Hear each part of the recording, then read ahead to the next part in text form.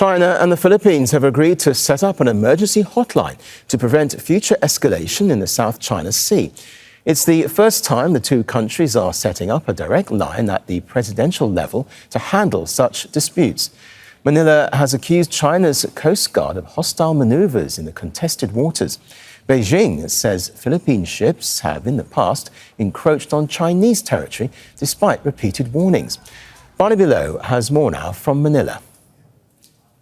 Crucial details of an agreement signed by Philippine and Chinese foreign ministry officials during their meeting here in Manila on July 2nd have now come to light. We now know that the two sides have agreed to establish a new emergency hotline to manage and prevent confrontations in the South China Sea from spiraling out of control. But it is important to note that a similar communication mechanism has been available to both sides since January 2023, when Philippine President Ferdinand Marcos Jr. and Chinese President Xi Jinping met each other in Beijing.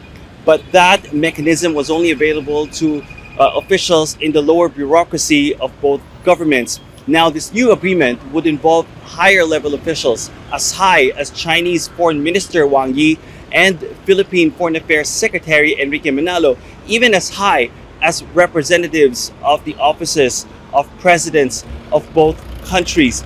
Now, the July 2nd meeting came just weeks after the most violent confrontation between Philippine and Chinese forces in the South China Sea in recent memory, where a Philippine sailor lost his finger and a Philippine military boat was punctured by Chinese Coast Guard personnel.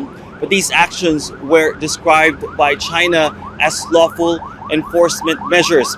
But these are the kinds of incidents that this new agreement will seek to avoid. Of course, this remains to be seen. The Philippine government says that it has not conducted a resupply mission to its troops stationed at the Second Thomas Shoal in the South China Sea since July 2nd. But what the Philippine military can say is that they have monitored fewer Chinese vessels within the Philippines' exclusive economic zone, areas the Philippines claims in the South China Sea.